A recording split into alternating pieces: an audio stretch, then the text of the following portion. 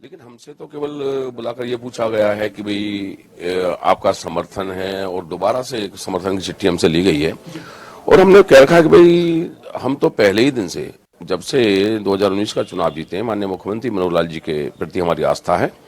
और हरियाणा में भारतीय जनता पार्टी सरकार के नेतृत्व को जो अपना लीड कर रहे हैं माननीय मुख्यमंत्री मनोहर लाल जी, उनके जो प्रति हमारी आस्था है, उनको हमने अनकंडीशनल समर्थन दे रखा है। तो ये आज जो बातचीत हुई आपकी, आपने समर्थन की चिट्ठी दी, इसका मतलब समर्थन की चिट्ठी दोबारा लेने का मतलब तो साफ है सर कि गठबंधन टूट रहा है।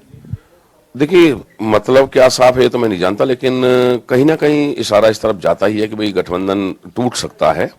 और भारतीय जनता पार्टी अकेले 10 की 10 सीटों पर लोकसभा का चुनाव लड़ना चाहती है, तो ऐसे वक्त में गठबंधन से दूर होना ही इनके लिए मुनासिब होगा और निश्चित तौर पर आज शायद ये गठबंधन टूट जाएगा। तो ये मुख्यमंत्री से मुलाकात के बाद आभास हो गया है सर कि अब बीजेपी और निर्दलीयों की सरकार होगी। देखिए, बीजेपी, निर्दलीय और जेजेपी अब तक सरकार को चला रहे थे, और चूंकि लोकसभा का चुनाव सर पे है और ऐसे वक्त में कोई भी रिस्क भारतीय जनता पार्टी ले तो ये संभव नहीं है, तो इसलिए जेजेपी से निजात पाने के बाद लोकसभा के चुनाव में भारतीय जनता पार्टी जाना चाहेगी, ऐसा मेरा मानना है। हमारे साथ हरियाणा लोकहित पार्टी के विधायक गोपाल कांडा भी। कांडा साहब, क्या रणनीति लगती है आपको, क्या हरियाणा का में अब गठबंधन का भविष्य? बहुत पहले भी बोला था कि इनके बिना पहले भी सरकार बन रही थी। हम सब साथी जो 7-8 लोग हैं उनकी विदाउट बिना अनकंडीशनल सपोर्ट थी भारतीय जनता पार्टी को, तो जेजेपी के बिना भी सरकार बनती थी। ये बात मैंने पहले भी कही थी। एक बार विप्लव देव जी से मिलके मैं जब बाहर आया उस वक्त भी मैंने कहा था, हाँ हरियाणा, मैंने कई दफा बोला हुआ है। और आज भी अगर तोड़ देंगे, तोड़ दिया तो कोई खास बात नहीं है, ये इनको पहले से ही तोड़ देना चाहिए था। तो कांडा साहब, मुख्यमंत्री से आज आपकी मुलाकात हुई है, दोबारा से कोई समर्थन की चिट्ठी देने की बात या समर्थन के लिए दोबारा से कोई प्रोसेस करने की बात हुई? वो तो अभी आपको हमारे साथी ने बता दिया सारा, रावत साहब जी ने।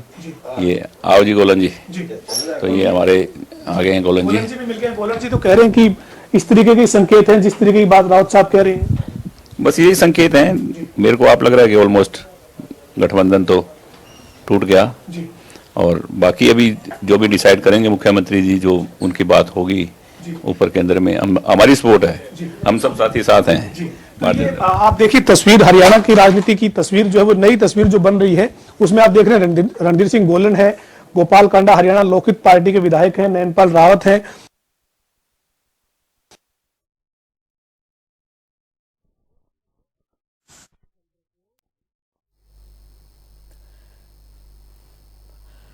तो फिलहाल आप यहाँ पर सुन रहे थे नैनपाल रावत को भी, गोपाल कांडा को भी, और साथ ही रणधीर गोलन वहां पर मौजूद हैं। और हमारे जो वरिष्ठ संवाददाता है पवन सिवर, वो यहाँ पर बातचीत उनसे कर रहे थे। तो सीधे तौर पर यहाँ पर यह कहा जा रहा है कि निर्दलीयों का सपोर्ट जो है वो सरकार को है। और जैसा आपने सुना कि हरियाणा लोकहित पार्टी के अध्यक्ष गोपाल कांडा को भी उन्होंने कहा कि हमने तो पहले ही कहा था, पहले भी सरकार बनी थी, गठबंधन की जरूरत नहीं थी। निर्दलीय विधायक नैनपाल रावत का बयान, बीजेपी जेजेपी गठबंधन टूटने जा रहा है।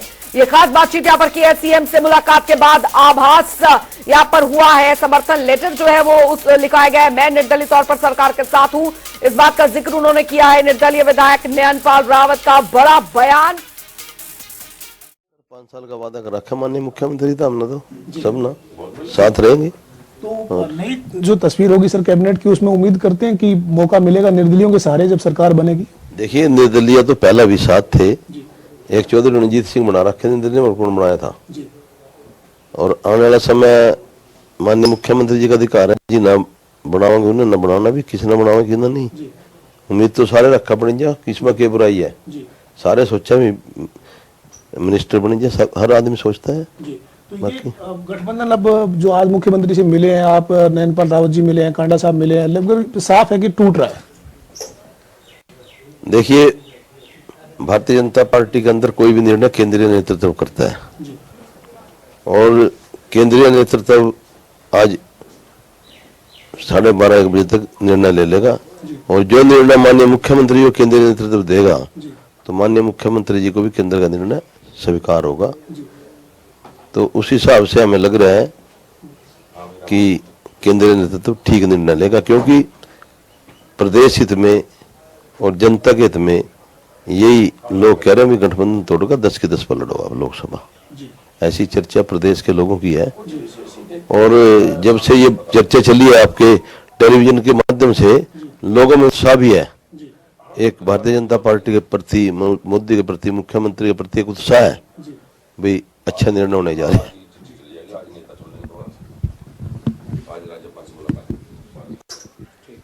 आपने यहाँ पर सुनी और सीधे तौर पर, स्पष्ट तौर पर अभी यही कहा जा रहा है। हालांकि इस बात का भी जिक्र किया गया है कि बीजेपी में जो भी निर्णय लिया जाता है वो पार्टी अलकावान यहाँ पर देती है, लेकिन जो हलचलें यहाँ पर तेज हो गई है उससे यहाँ पर साफ लग रहा है कि जो सूरत-ए-हाल है वो यहाँ पर बदलता दिख रहा है।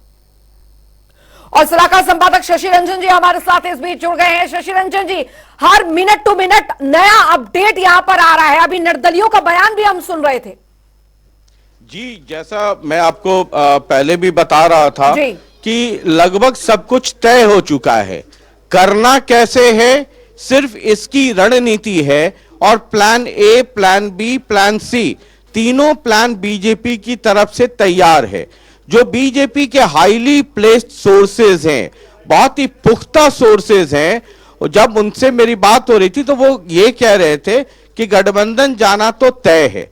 ये जो निर्दलीय विधायकों की जमघट है वहां पर, ये भी इस बात की पुष्टि है कि प्लान बी के लिए तय हो चुका है।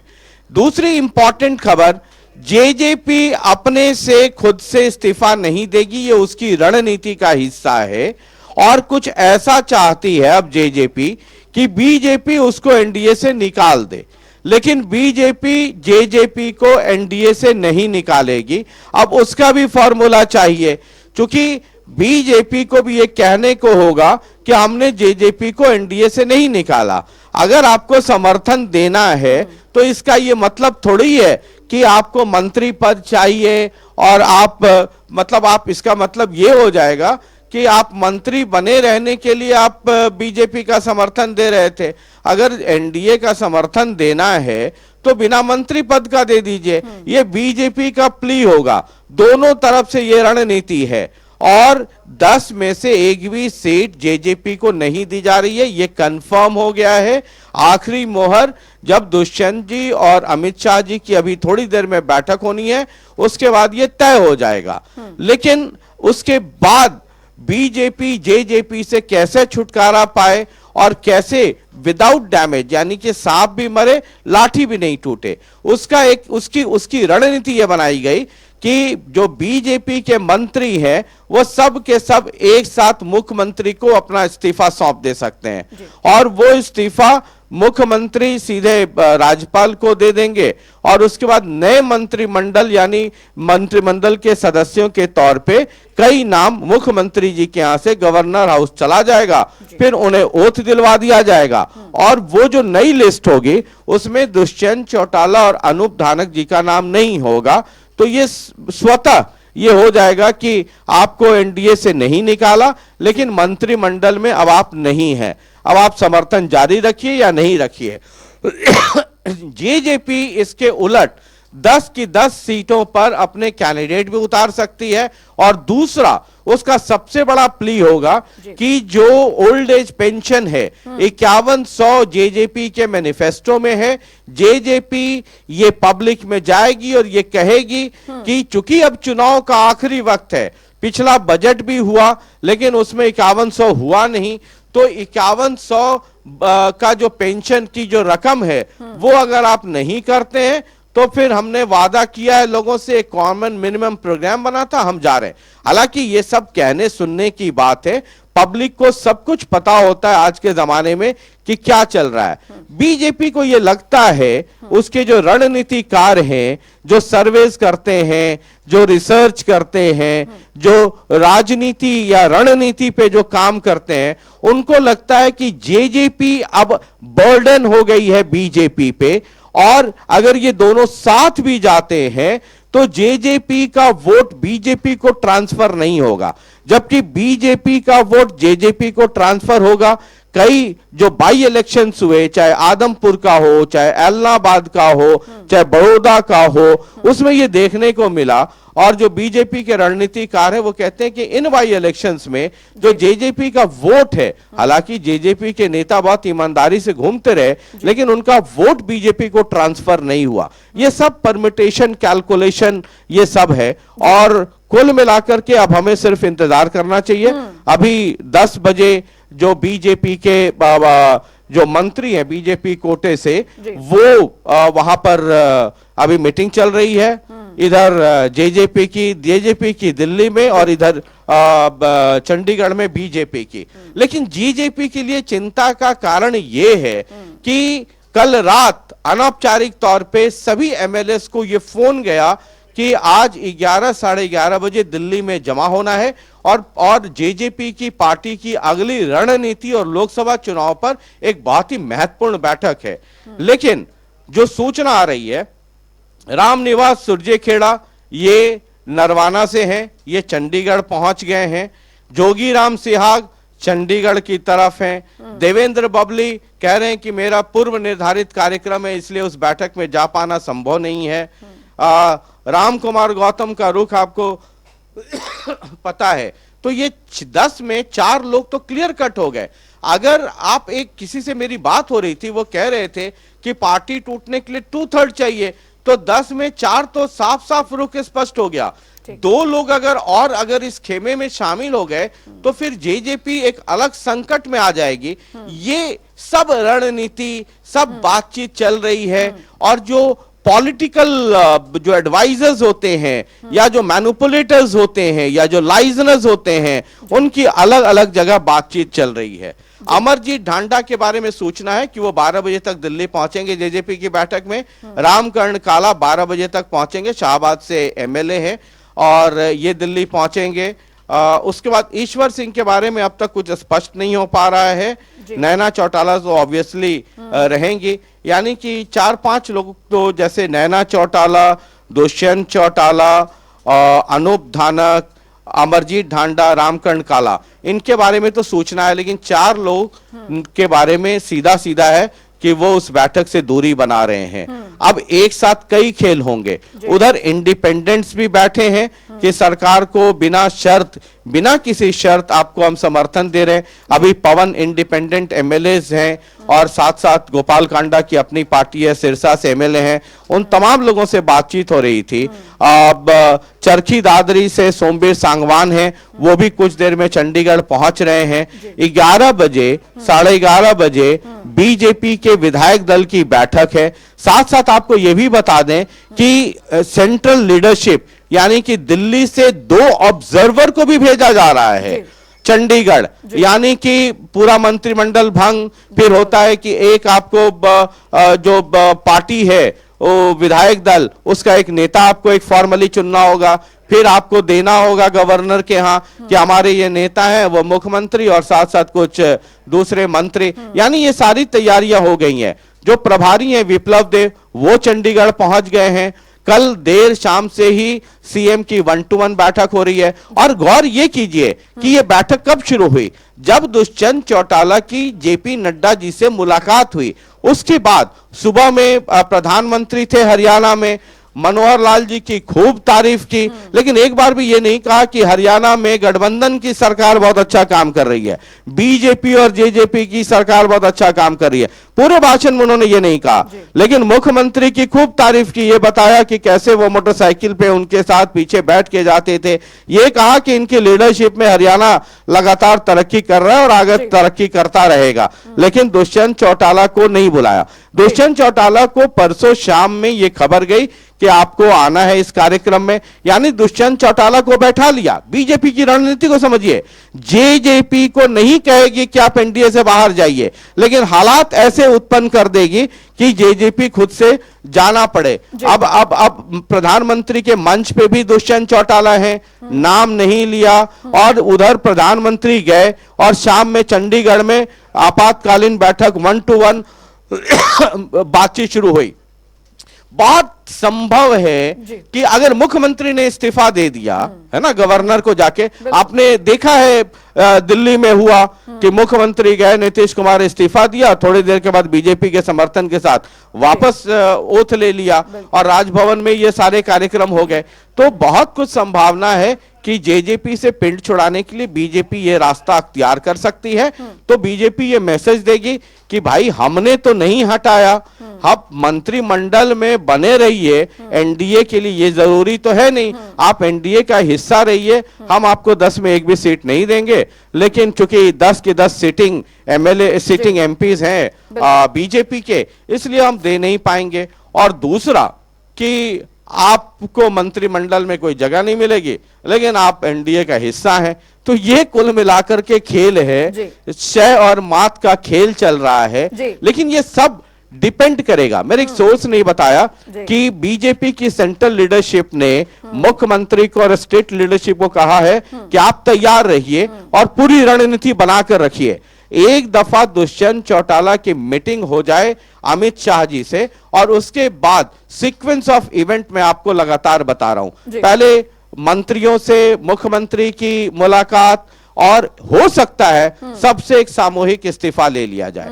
दूसरे, और अगर मुख्यमंत्री खुद दे दें तो ऐसे ही मंत्रिमंडल डिसॉल्व हो गया, मांगने की भी शायद जरूरत ना पड़े, और नए मंत्रिमंडल का गठन हो जाए और उसमें ये लोग बाहर हो जाएं।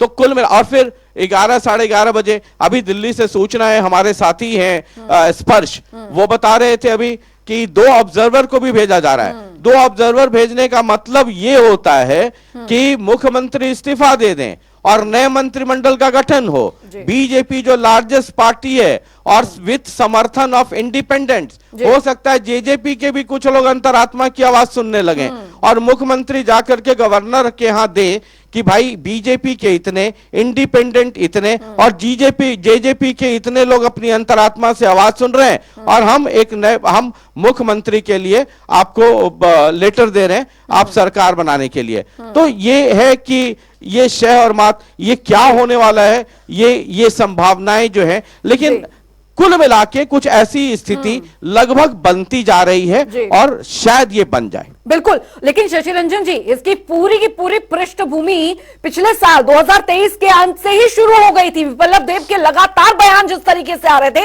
वो इस और इशारा लगातार कर रहे थे, लेकिन हो सकता है कि लोकसभा चुनाव से पहले की जो पूरा सिनेरियो है तब तक का वेट किया जा रहा था, लेकिन डू और डाई की स्थिति हो गई है। अब कुल मिलाकर बीजेपी ने ऐसी स्थिति यहां पर उत्पन्न कर दी है कि अब ये कह सकते हैं कि the ball is in the JJP court. अब जेजेपी को तय करना है कि वो क्या करे। डू और डाई की सिचुएशन है पूरी तरीके से।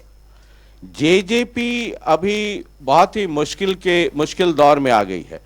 एक तो सरकार से जाना उनका तय है जी।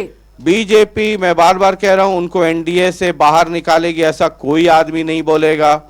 सरकार तो जो मंत्रिमंडल होता है कानूनी तौर पे, वैधानिक तौर पे और संवैधानिक तौर पे वो मुख्यमंत्री का प्रोगेटिव है, वो उनका विशेषाधिकार है कि अपने मंत्रिमंडल में किसको रखेंगे किसको नहीं रखेंगे। जेजेपी भी बीजेपी को समर्थन दे रही है, इंडिपेंडेंट भी बीजेपी को समर्थन दे रहे हैं, ये जो इंडिपेंडेंट्स हैं।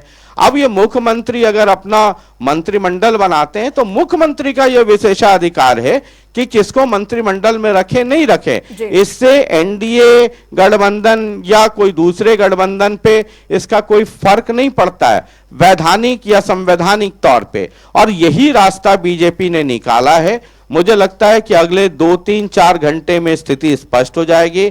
आज मंगलवार है, मंगलवार का दिन किसके लिए भारी होता है, किसका हनुमान चालीसा पढ़ना सफल होता है, किसको श्री हनुमान शक्ति देते हैं, ये देखना बहुत दिलचस्प होगा। और ये सब लोकसभा चुनाव की पृष्ठभूमि में ये सब हो रहा है। और आपको जातीय गोलबंदी को भी समझना होगा। ये हवा में ये सारी चीजें नहीं होती हैं, ये सर्वे होते हैं, रिसर्च होता है, पॉलिटिकल एनालिटिक्स जो है वो अपनी ओपिनियन, अपनी राय, संघ के लोग, तमाम तरह की चीजें हैं।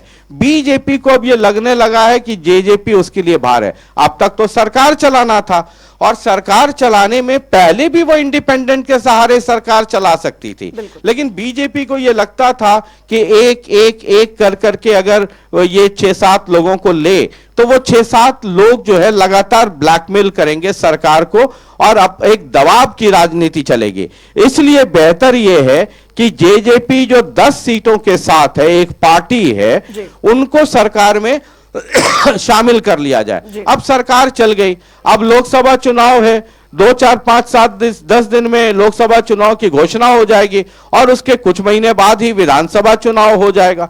तो अब जेजेपी की उतनी जरूरत है नहीं और ये इंडिपेंडेंट को बहला फुसलाकर या उनको कॉन्फिडेंस में लेकर के उनके इलाके के काम हो वो कर करके सरकार चला ले। और एक बार आपको एक चीज और बता दूं कि अगर अभी फ्लोर पर टेस्ट हो गया मेजॉरिटी का, अभी जो इंडिपेंडेंट दे रहे हैं समर्थन, उसके बाद टेक्निकली 6 महीने तक फिर सरकार का फ्लोर पर टेस्ट नहीं हो सकता है।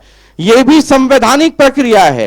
एक बार इन तमाम एमएलएस को इंडिपेंडेंट और इन सबको लेकर के फ्लोर पर अगर मेजॉरिटी सरकार ने प्रूफ कर दिया, मनोहर लाल जी ने प्रूफ कर दिया, फिर 6 महीने के लिए सरकार नो कॉन्फिडेंस मोशन या सरकार गिराने वाली कवायद नहीं होगी। 2-3 महीने तो गुजर जाएंगे लोकसभा चुनाव में, उसके बाद विधानसभा चुनाव है। ये सब रणनीति है और रणनीति के तहत सही समय पे सही काम अपना जो बीजेपी को लगता है वो कर रही है। जी बिल्कुल, बहुत महत्वपूर्ण जानकारी यहां पर शशि रंजन जी ने दी। बहुत बहुत शुक्रिया शशि रंजन जी इस तमाम चर्चा के लिए। लेकिन कुल मिलाकर मंगलवार का दिन है, लेकिन हलचलें जो हैं गठबंधन को लेकर क्या होता है क्या नहीं होता है, मुझे लगता है 24 घंटे का भी इंतजार नहीं करना पड़ेगा। ये 2-3 घंटे जो है बहुत ज्यादा क्रूशियल यहां पर हरियाणा की राजनीति या यूं कहें बीजेपी जेजेपी गठबंधन को लेकर रहने वाले हैं। लगातार जनता टीवी की इस पर नजर पूरे दिन